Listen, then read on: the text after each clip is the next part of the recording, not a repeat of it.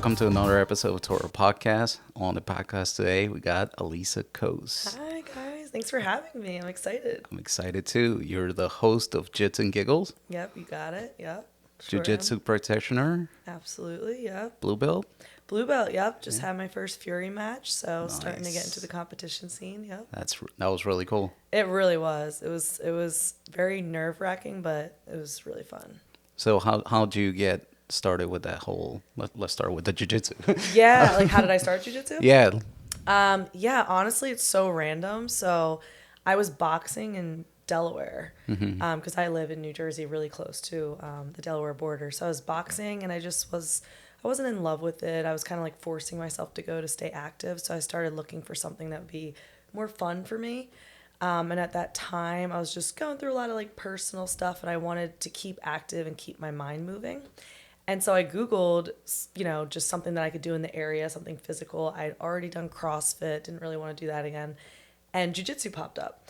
And I had heard of jiu-jitsu, but I didn't really know what it was. I thought it was like karate or something. But they were offering a free week, so I was like, whatever. It was like a week before my birthday, and I was just looking to do something. So I went, and it's funny because the gym that I'm at now, which is this same gym I'm describing, they were between buildings. So they were building a new one and leaving the old one.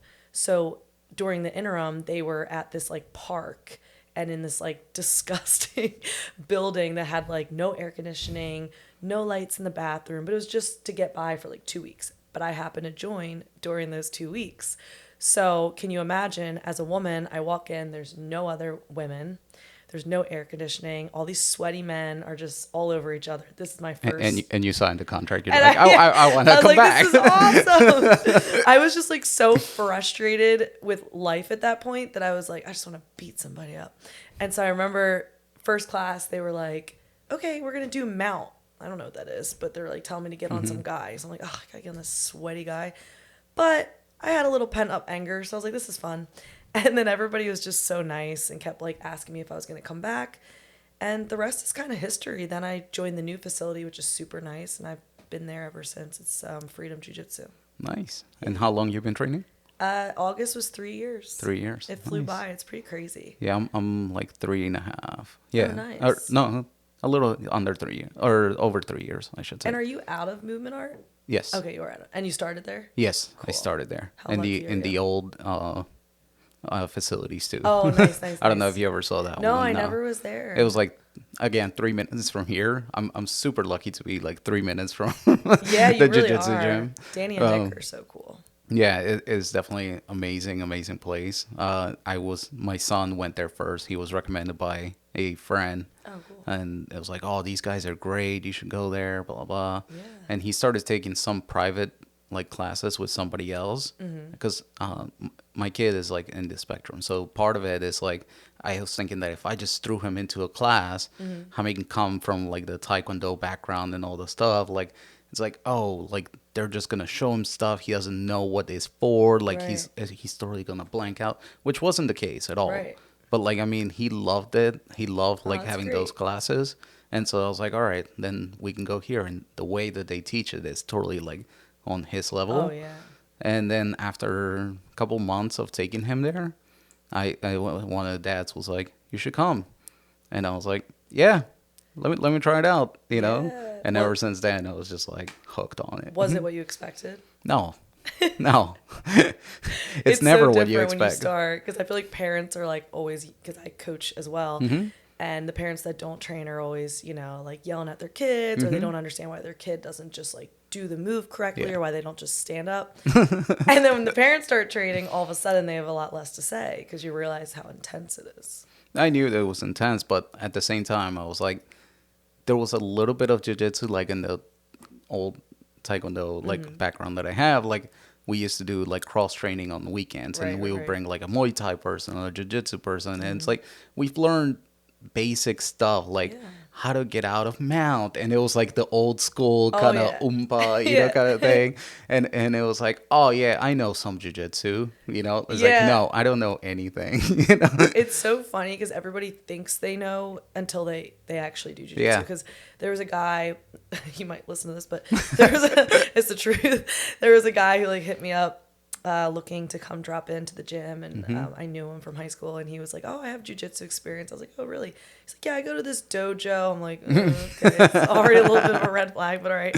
He's like, "We do a lot of ground and pound, and we do jujitsu. I have a jujitsu background." I'm like, "Okay, well, we'll have you come in, and I'll pair you up, and we'll take it easy." He's like, "No, I don't need to go easy. Like, you can put me with like the black belts." I'm like, "All right." Comes in, put him with our white belt female. She took his back, choked about like 25 times. Yeah. I was like, I think you should maybe take it easy and not go too hard. So people think they know, but when you really get into it, it's a lot more involved. Oh, wait. I also like hate it. Like there's these guys who come in, they're like 250, 300 pounds. And they're going against like a brown belt woman who's like 110, like, and it's just like one, he's getting destroyed. So then he's getting more frustrated. Yes. And then he's like starting to put all his weight. And I remember at that time, Danny's mom was like running the gym. So I was like, that's an a-hole move. It is. And he's like, I don't understand, but like she cranked on my arm. It's like, no, she's giving you a submission. You tap, you have to protect yourself, but you can't put all your weight on it. Right. It's like, I don't understand, like, why, I can't do that. It's like, there's a size difference. There's a strength difference. Right. There's everything. It's like, be very gentle, Exactly. Even if you have the advantage, Right, yeah. No, it's funny. I always say there's like two types of people. It's usually like I will say like mostly men, it's two types of people, because women usually are smaller and don't have as much of an ego because of the size difference. But with men, I notice it's like either they come in and they have no experience and they get beat up, and either they have an ego and they flip out and they're like, I'm never going back. Like, this is BS, whatever. Or you have type B, which is like, I can't believe I just got beat up by a smaller man or smaller woman. I'm addicted. I want to figure out like the answer to the problem. And that's how we weed out the people we don't want. Yeah. No, but to me, and I've talked about it on this podcast before, but to me, it's a problem solving. Yes. Right? I love chess. I love like jiu-jitsu for that reason, right? Like it's the problem solving. It's like chess is like, you have a 1 minute match and, you're like going and going and going and all that stuff. Whereas like jiu-jitsu is like the problem is changing. Is imagine the chessboard just like flipping out on you every 5 seconds, and it's like, who can react the fastest? It's so true. I think that's why I'm still doing jiu-jitsu, because I've always been like a chronic hobbyist. Like I've done every hobby you can think of. My friends are always like, oh God, like what's on the agenda for this month? I mean, I got really into making cookies with like royal icing. I bought everything to make royal icing. I made one batch of cookies, never made it again. CrossFit, boxing, all types of things. But jiu-jitsu is the only thing I've stuck with for this long. And I think it's because it's really hard to get bored, because it's just always changing. And it's always challenging. And that's the only reason I can think of, because I really don't know why I haven't quit, honestly. True. I for me too. I was like a runner. I was a cyclist. I did everything. I did taekwondo. I mean, but it's just like jiu-jitsu is so addictive. Yeah, it really it's is. just like, oh my God, I can't, like every time I go to a class, and even the same move that you think you know it, even like training with like Nick and Danny is like, like I'm pretty sure it's like I know my De La Hiva very well, but every time we have a class, it's like there's a little detail that they put in there, and I'm just like, oh man, that detail is gonna change my game. No, it doesn't. It's like the MIB thing, like they flash and it's like everything forgets. No, oh my God, that happens to me all the time. No, it's true. For some reason, it just keeps you coming back. I mean, honestly, I normally am like, don't like being around like group activities like CrossFit and all that. Like I would like it in the beginning, but eventually I would find myself getting sick of the people. Sounds terrible to say, but I was just like, have enough. I would like to be isolated a little bit more. It hasn't happened yet in jiu-jitsu. I mean, of course, you run into people, not your favorite person once in a while, but for the most part, I really look forward to like the group environment, actually. And you coach the kids too? Yes. How's that? That is, a double-edged sword. I absolutely love it. And they make me feel happy, but obviously there's a little stress some days as well because they're children. But I mean, I absolutely love it. I wouldn't change it for anything. I coach the kids too. And how do you enjoy it? I love it. It is love great. it, love it. I mean, like, to me, it's like it's just mind blowing. How like there's certain kids who just pick it up, and you're like, of course you love them and gravitate towards them, and you really want to like basically like almost shape them and all that stuff. But at the same time, it's like like even the all kinds of personalities. Like I'll tell you a story. My son and another kid were kind of getting into like argument, not argument, but like the kid was in, Yeah. Being like you a know, bully or something. Yeah. being horrible. And this is in jiu-jitsu. And then one day the coach just stops and he starts talking to the kid. And he's like, he could be your friend. Like basically he's like, why are you acting this way? Yeah. You think your jiu-jitsu is good? It's like, I heard the commentary that you were making, blah, blah, Yeah. all that stuff. That type of mentality that teaches the kids how to be a better human, not just on the jiu-jitsu mats, but like outside of it. And it's like the wisdom that gets passed down to those kids through that class. That 1 hour class is like my favorite. It's so true. And not only that, like I think my jiu-jitsu gets better. Yeah. Oh, like, definitely. From teaching, yeah. You pick up on little things that you might not have noticed before. And then you get the dopamine spike of like somebody hitting a move that you're talking them through. It's really cool. No, it's so true. I literally just taught, because I usually help with classes. So I was helping with one of the kids' classes right before I trained at a different gym. I was cross training. And literally what we taught the kids that day, I went and hit it on an adult that day. And I was like, it was because obviously it was fresh in my mind. And I had just gone over what to do, what not to do. And it's definitely helped my jiu-jitsu improve. And to your point, I also love seeing how we can motivate the kids to be better little humans.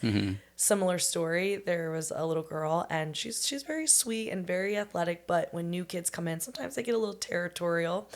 And so this one particular day, the little girl was kind of bullying the new girl and was like telling her like, you're doing it wrong and things like that. And so, you can handle it two different ways. You could reprimand her, but I pulled her aside knowing that there is some good deep down in there. And I was like, listen, you could either get frustrated or you could be a leader and you can show her how to do the move. And it's crazy how when you use like certain words like leader, all of a sudden they're like, I can be a leader. And, instead of being a bully, now all of a sudden she's like, oh, I'm in a position of almost like power, authority. And so for the rest of the class, she helped the other little girl. And I was like, sometimes you just have to like talk to them in a way that's going to motivate them to make the right decision, It's definitely true. Yeah. I mean, I love teaching the kids in jiu-jitsu. I also volunteer with my son with like scouts and all this stuff. So seeing that whole process too is like, to me, I love it because I sit on boards for like, the kids who get Eagle Scouts and stuff. And it's like, you almost get like this nice feeling in your heart. Like there's good humans out there. Sure. And this whole like noise of bad people out there is like just noise. It's like there's good in this world. And that's why I love working with. It's true. There's more good than bad if you actually choose to look for it. So going outside of jiu-jitsu, going back to the podcast, you have your podcast, Jits and Giggles. Correct. When did you start that? This December is coming up on 2 years, so a little shy of 2 years right now. I started that. I was a blue belt, early on in my blue belt. Now I'm towards the end of my blue belt. But I started it because a couple of reasons. One, I always shout out my friends, Yara and Daishi. They were always teasing me like, oh, you talk so much. You ask so many questions. And, tough love. But I think one of the reasons I was always so inquisitive is because I felt like I was playing catch up. A lot of my friends are upper belts and they just know so much, right? Like they know all the athletes and they know all the moves and they know all the inner circles. And I just never knew what the heck was going on. So the only way to catch up was to ask a lot of questions. So I was always inquisitive. And then between them kind of telling me that I ask a lot of questions and Yara telling me about her, coming up the ranks as a Muslim woman, I just kind of was like, you know what? That's like a very interesting story that no one really knows about unless like they were there. And I asked her one day, like, what if I like sat down and let you tell your story? I think it's really interesting. And to be honest, I didn't know if it would go past the first quote unquote episode. And it did. It just, a lot of people just kept saying yes when I asked them. And I just kept rolling with it. And as long as it stays fun, I'll just keep doing it. Yeah. That's awesome. Yeah. It's really cool. So for me, it was like my friend and I, like he came over to work out and every weekend. And he talks a lot and I talk a lot. And it was just like back and forth. And I'm like, dude, we should start a podcast. Yeah. And then the next week, like I had like all the equipment. I'm like, let's go. But some cheap microphones, horrible. Our first episode was just like, but it was definitely it's definitely so much fun. And then like little by little, just started getting other guests and all that. I Yeah. had like a woman who was the CTO of my company, Oh, very but she cool. quit her job to go pursue her dream of like photographing wildlife all Oh, over the cool. world. And it's like she has amazing stories. And so that was like a really cool podcast. Very cool. So you're Yeah. not like specific to jujitsu then. No, So will you interview like what is your thing? Like just anything. anyone with a cool Anyone, story? I Very think cool. everybody has the stories It's to true. tell, just like you were talking about with your Yeah. friend. And that's smart because sometimes making it like too niche is like tough. Although so far I haven't run out of anybody yet. Yeah. But you know, the jujitsu community is only so big. Mm-hmm. I do try to expand out to like MMA and Mm-hmm. Muay Thai and things like that. But yeah, it'll be interesting to see how far I can take it just because it is more of a small community. But so far, I haven't run out of people. So, That's cool. So how did you get started with like getting in touch with like guess. some of the guests that were like more well known? Yeah. So I get this question a lot because honestly, sometimes I don't know myself how I pull it off. But to be honest, it's really simple. It's not a big secret. I'm just a very persistent person, borderline annoying. So I just honestly reach out and ask. And you know, sometimes you can't get to people. Sometimes their Instagram, you know, won't allow me to message them with these bigger names. So if that's the case, I'll try to see what mutual connections we have. Like I do train, I'm in the environment. I know a lot of people at this point. So if I can find a friend of a friend or a friend of a friend of a friend, maybe I'll reach out and say, hey, you know, this person follows you. So they're going to see your message because you just shoot them a message and say that I message them. A lot of times people are willing to do that. And then the other way is just finding them in person, going to the ADCCs, the IBJJFs, the local tournaments, the Furies, the Nagas. You run into people all the time. This community's not that big. So if I see somebody that I'm interested in, I'll just walk up and have a conversation.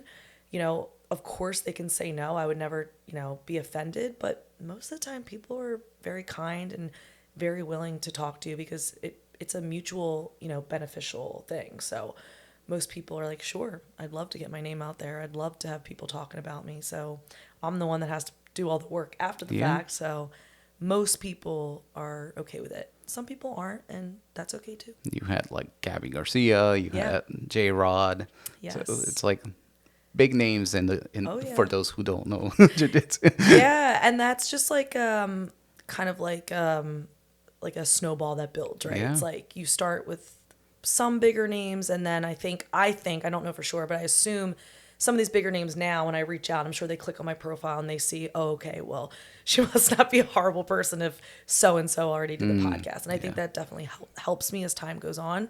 Like for instance with Gabby Garcia, I literally just messaged her. I didn't think she would see my message, and shockingly she did. And yeah, That was a she great replied. episode. Yeah, she's hilarious. Like she's But so it, funny. it touched upon like other stuff that was like, you know, it Yeah. almost like humanized her more Yes. than just this character that we see Yeah. in on the internet. Yeah, and that's what I wanted to. That's what I want for the podcast in general. Like I feel like we already have podcasts that talks about these athletes' accolades, or you know, just runs down and talks them about maybe a performance they just had. We already have that. I really wanted my podcast to gear more towards humanizing them and talking to them about just who they are as people. And of course, we do touch on their accolades, but I really try to focus more on like who are you as a person? Because at the end of the day, like no matter how big the athlete is, they I don't know, it's ironic or it's you know, they are just like us. They're really not they're not much different, but sometimes we make them out to be so different in our heads. Yeah. So yeah. That is true. But another thing that I love about the sport is how approachable these Yeah. athletes who have all these accolades are. I mean, you know, if you're go play soccer, you can't really go train with Messi or somebody like Yeah. that, but you can I go say down that the all the street time. and go train with a 5 times world champion, you know, or Right. something like that. Yeah, I say this all the time. I'm like, I think me choosing to do a podcast with the jiu-jitsu and the martial arts industry is helpful for me right now because to your point exactly, it's like I can reach these bigger names for the most part. And the sport is growing now with like, you know, the UFC getting involved and a lot of, you know, ADCC giving more money and CJI and all these other companies allowing the sport to grow. I do hope that I'm getting in at a time where maybe when it is harder to reach them, hopefully I'm already in enough that I can continue reaching them. But I think we have a long way before it'll be too much of an issue. So how did you get in touch with like Craig Jones and the whole, J Rod Yeah. episode? So J-Rod, okay, so I cross-train at Webb MMA in Washington Township, Jonathan Webb's gym. Love it. They're like a second family to me. And then they host Illuminati, which is ran by Jay Regalbuto, who is an ADCC judge, and he's also just like the GOAT of coaches, right? So Jay has a million connections. So a lot of the times, some of these big names do drop in occasionally when they're home. Jacob and Nikki are from Clayton, New Jersey, which is, right next to Washington Township, basically. So Jacob was home and was visiting and dropped into Webb, and Jay had told not just me, but like had told us he was going to be there. And so I already go on Wednesdays to train, but I was like, okay, I'm going to shoot my shot. So it was probably like my third time meeting him casually. And I said to Jay, I was like, do you think you could introduce me? And it was kind of funny. I was like very awkward and embarrassed because I felt like a little kid. Jay's like, Jacob, this is my friend. She's a little nervous. And I was like, hi, Jacob. And I mean, I'm 34 years old. He's like a kid, like, I don't mean that with disrespect, but he's like, he's so young. But again, like we said before, we make them out to be these like superstars, which they are. But it's like, I'm still a 34-year-old talking to a 20-something-year-old. I probably shouldn't be so nervous, but it is hard not to be when, they come with their accolades. So talked to him and just asked him if he would do the podcast, and he said yes. And honestly, he's just the nicest guy, was willing to come over. And to be honest, I told Jay, I told Yara, I'm like, I respect him and his time. If he doesn't want to talk about the situation, I'm just happy to have him on. That's another thing I really try to do as a podcast host, is not push people to talk about things they don't want to talk about. I just think you catch more flies with honey, or bees, flies, whichever one. You catch stuff. You catch something with honey. But I feel like if I'm known for pushing people past their comfort zone, eventually people aren't going to want to speak to me, right? So before I turned the cameras on, I sat him down and said, I'm okay with talking about whatever you want to talk about. If you don't want to talk about certain things, just let me know now. And he was like, nope, we could talk about anything you want. And I was like, great. And so we did. And that was pretty much the J-Rod story. And then Craig Jones reached out? Yeah, so Craig Jones, I didn't reach out to him. He actually reached out to me. So I assume what happened is, of course, I posted that clip, kind of, like a little cliffhanger, like, oh, are you cool with Craig? Which, spoiler, they're fine. Yeah. And then, I just got a message from Craig. I assume he wanted access to the podcast to make sure nothing was said about him, so that he could do what Craig Jones does best and, go on there and troll everybody. So shout out to Craig. He was super nice. He sent me and my sister 2 really, really good tickets to CJI as a thank you. And me and my sister Annie flew out to Vegas and had a great time. It was awesome. Yeah, that was really cool. Yeah, it was. I didn't expect to get a message from Craig. And Craig, if you're listening, please come on the podcast. Yeah. I did ask him. And then come by to yeah, and then when you're done, come here. He'll do a little tour. Yeah. Yeah, he did respond. He just obviously was like, oh, I'm really busy right now, because it was like the week before CJI. So maybe I'll get another opportunity. He's hit or miss with his messages for sure. You got to catch him at like 3 a.m. Yeah, it's funny because at Movement we have like UFC fighters and all this stuff like come and train there. Like Sean Brady is like a regular there, right? And so for us, it's like seeing him is very regular. I've rolled with him before. Like he's hit me with those guillotines. It sucks. But yeah, like there's times where somebody will come in, drop in, and they come to the like locker room like, is nobody gonna react to Sean Brady being out there? And I'm like, yeah, he comes here every Tuesday. I don't know what you're talking about. Right. It's so funny. I used to be that person that would react, like Yara and my friend Daishi and Amanda Levy.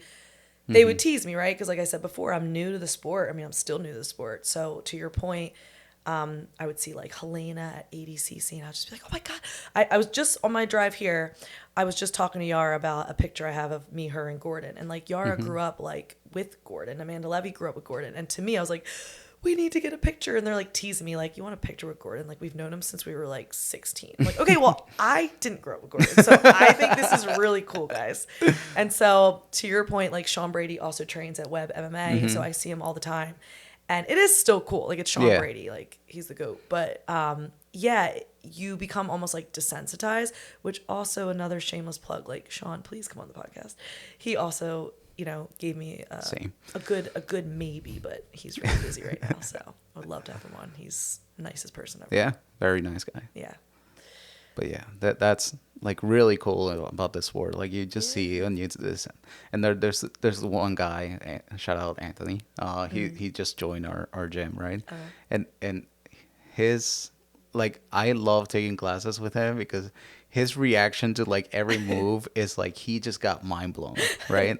Like, he's a purple belt from transfer from another gym, and he just started. And there's times where, like, you know, Nick or Danny are teaching move, and he's like, "Whoa!" Like, he literally like out loud reacts to like that. Moves and all that stuff. And like, he's the one that came into the locker room and was like, "Guys, Sean Brady's here." Like, yeah. And real quick, back to Sean. Like, speaking of what a nice person he is, like, I went out for Deanna Bennett, who is an MMA fighter. I was out for one of her matches in Kansas City, and Sean was there because him and Jonathan were coaching. I forget who it was, but they were coaching one of their guys. And I was with my friends who live out there in, or no, it wasn't Kansas City. It was Michigan. I'm sorry. So we were in Michigan, and I was with friends who live in Michigan. And they were like, "Oh my God, Sean Brady's here." And I was like, "Yeah, like, I know him. Like, he goes to my gym. Not that we're close friends, but like, I know him. He would recognize me." And my friend's like, "I have a Sean Brady collector's card." Like, and I was like, "On you?" He's like, "Yes." I was like, "Shut the fuck up." So he's like, "Do you think he would sign it?" And I was like, "I honestly think he would." So I walked up to Sean and Jonathan. I'm like, "My friend's here. Like, would you do me a favor?" you were playing the same card that was. Like, "Would you like sign my friend's card?" And he was like, "Oh, of course." And like, so nice. Like, he could have just like signed it and not paid attention. He like sat down with us, like chatted, asked my friend about, you know, his name and what he does, and just took a couple minutes out of his time to make him feel special. And I just think that's so important. Like, I think the way that he is still so like humble and doesn't act like he's too important, just, I don't know. It makes you want to root for him even more, honestly. Yeah. You know, like, he's just not only the GOAT on the mats, but he's just the GOAT as many times as I've like had interactions with him as well. Yeah. So, not just a real nice guy. It wasn't. I mean, like, to me, he just comes off as like super nice. He is. Yeah. It's the taking the time to talk is like just his personality. I don't think it's to make somebody feel special or anything. Yeah, and honestly.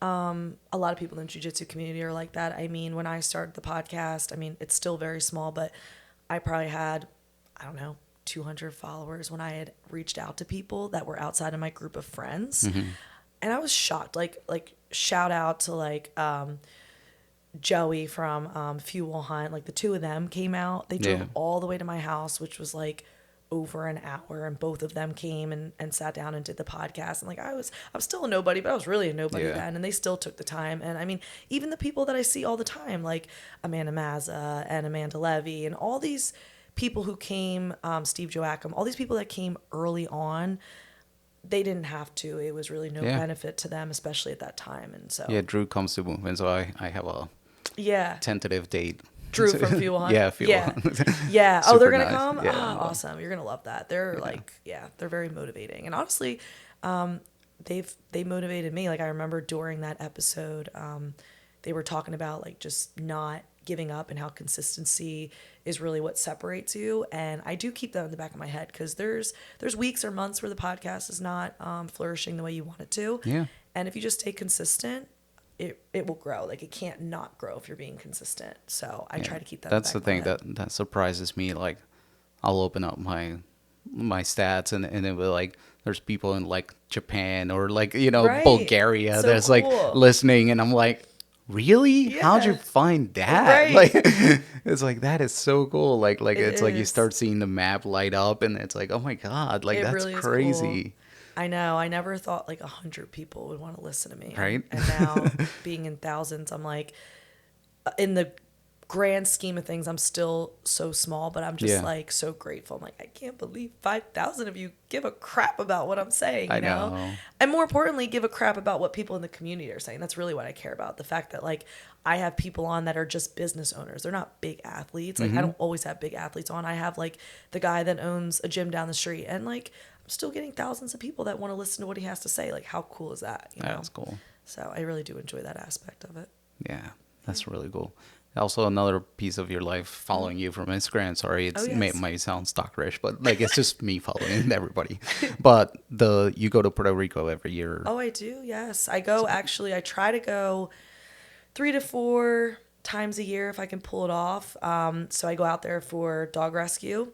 It started with a vacation. So this is going way back, but I used to live in Nebraska for work for 2 years. And I met some girls there through the dog rescue I volunteered at. And they were like, we're going to go to Puerto Rico on a trip and we're going to volunteer with dog rescue. I was like, okay, I'll go. So we ended up going. We ended up like flying some puppies back to get rehomed outside of Puerto Rico. And then from there, I just made connections and I kept flying back. And, you know, instead of just flying dogs back, then I started helping trapping, neutering, releasing, and getting really involved. And now I have a friend named Dawn, and she has a house on the west side in Rincon, and she flies me out, and I help her with whatever she needs involved in the dog rescue. So with that said, Nick and Danny from Movement Art, when I had them on the podcast, we were talking about it, and they're very interested in helping with coming over and doing a seminar to raise money for the dog rescue. Nice. And they've already done like, I think 3 seminars in Puerto Rico. So it's not new to them, but Yeah. that will be in March. So if anybody's interested, keep your eyes and ears peeled. I will be announcing that. I want to get people to come over and, you know, be a Sneak part preview. of the seminar. Well, yeah, sneak preview because Nice. nothing is set yet, but March is what we're aiming for. Nice. Yeah. That's awesome. Yeah, and I think Jay Regalbuto might make an appearance as well. We'll see. So It's really cool. yeah. So, how'd you get like basically why Puerto Rico? Honestly, it was just a coincidence that they had invited me on that trip. I was moving from Nebraska back to New Jersey, and I was just sitting down with my friend Jane and Lily, and they were like, we're going to go. Actually, I think they originally were going to Aruba, if I'm not mistaken. And what happened was the pandemic hit, so they couldn't go to Aruba, but Puerto Rico we could go to. And so I think that's how it ended up being Puerto Rico. And then, since it was an odd number and we were sharing rooms and stuff, I invited my mom along, and my mom is actually closer in age to them. And so I was already friends with them, but my mom became friends with them. And actually, coincidentally, we've been going on a vacation every single year, and I leave in 2 days with the 3 of them to Peru. So now we're like travel buddies. Nice. I was gonna go to Peru actually in August, and that got canceled. Oh, why? Yeah. The hotel, like the Airbnb kept canceling and saying, oh, like we can't, you know, hold your reservation anymore or something like that. Like, and it was just like, we'll rebook you for another one. And it just kept happening over and over again. And then finally my wife was like, I've had it, Yeah. you know, like we're canceling the whole trip and all this stuff, but we're going to Greece next week. Okay. So, well, you know what? That's not a yeah. bad turn of events. No, we're actually going for my sister's wedding. Oh, nice. Good for you. Yeah, I've never been to Greece, but it looks Yeah, same. absolutely We haven't been gorgeous. to Greece. Do you travel outside, you know, much besides Puerto Rico? Yeah, I try to.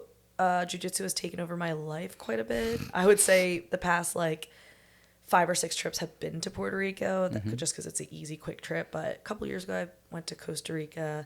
And then probably like pre-jiu-jitsu, I was traveling a lot more frequently to, you know, Europe and other areas. But yeah, I love to go as much as I can. It's just I find that between jiu-jitsu, the podcast, and my actual full-time job, it is hard to carve that time out, which is why I put Peru on the calendar and I'm like, I'm going no matter what. Nice. Yeah, so it'll be exciting. There's a monkey jiu-jitsu that I was supposed to go there. Oh, and cool. So look out for that if you want to go I do will, some jiu-jitsu over there.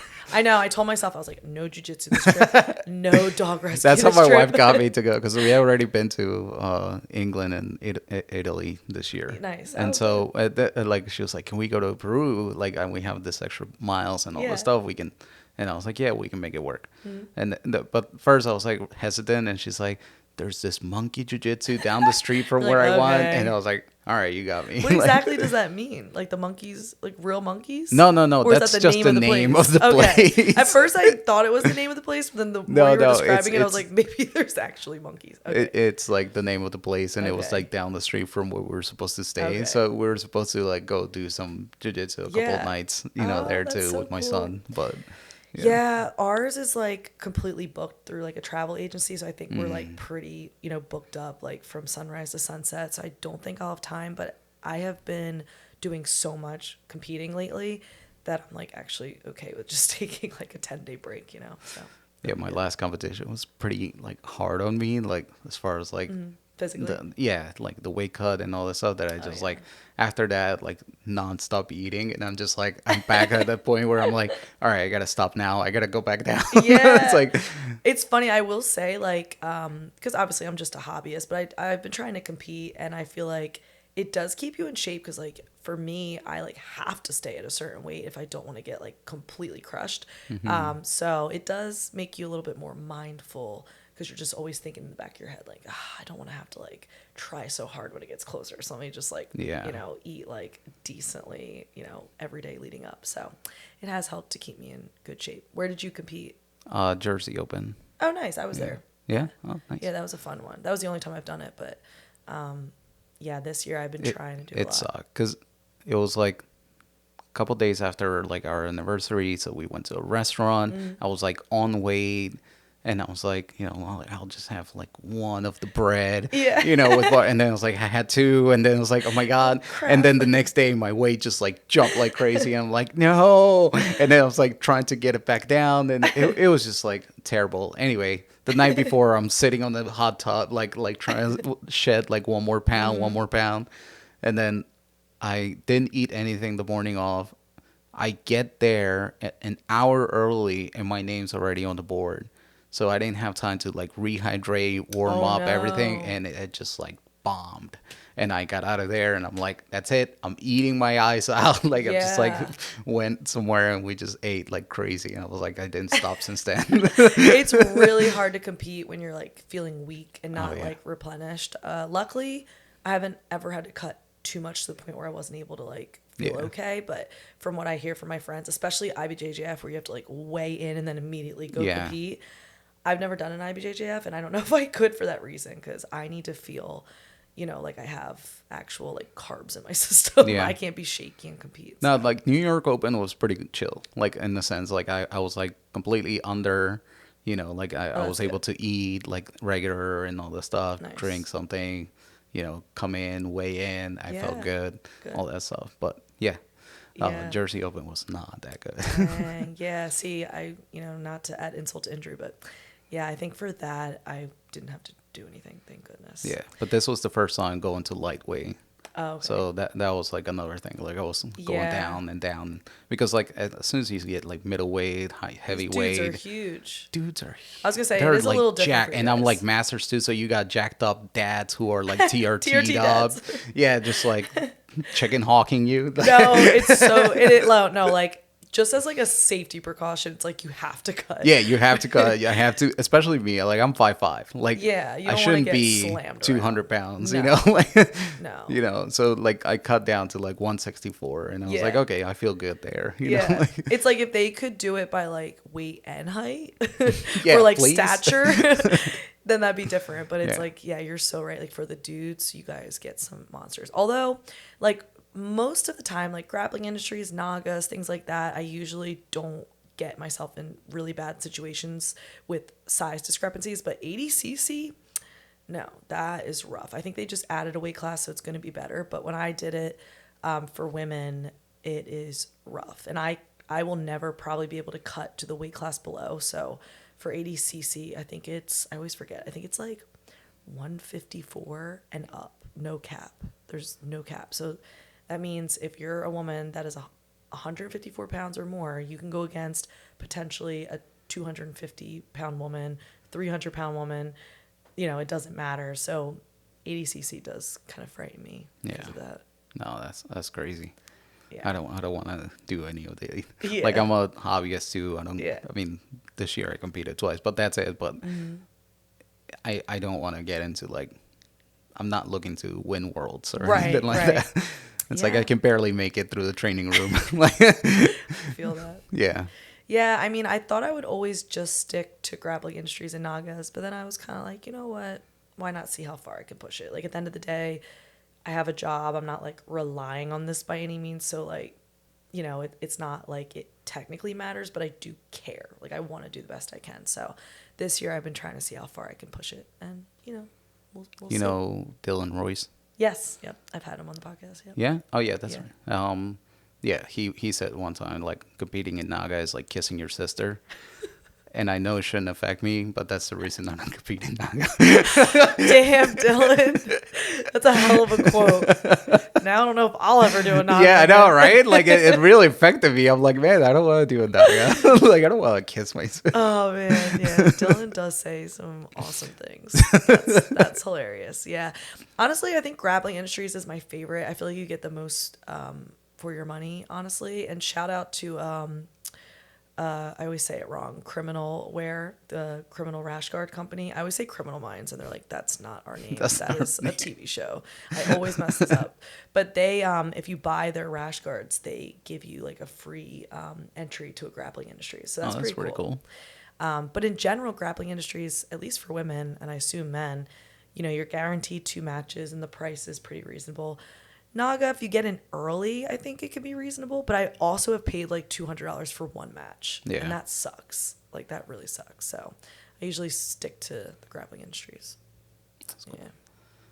And I think black belts are free, too, for grappling industries. So that's a nice perk. 10 years from now. I was going to say, not for me, but for black belts.